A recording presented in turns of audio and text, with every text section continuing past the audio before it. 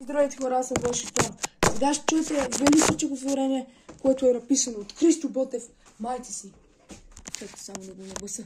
Ти ли си мале, тъй жално пела, ти ли си мене 3 години клева, та скитник ходя за честен рази и срещам това, що дума мразни.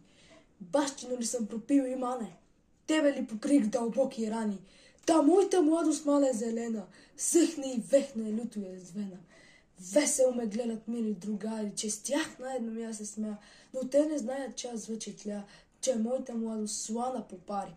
Отде да знаят, приятел нямам, да му разкрия, що в душата я, в кого аз любя, в какво вярвам, от си жълби, от що страдая. Освен теб, мале, никого нямам.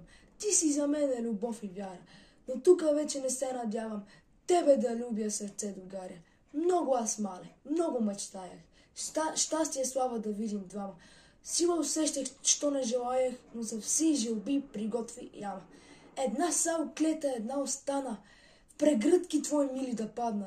Татуй сърце младо тази душа страдна, да се оплачат тебе горкяна. Баща и сестра мили, искам без злоба да прегърна. Пък тогас нека измръзнат жили, пък тогас нека изгния в гроба. Благодаря за вниманието.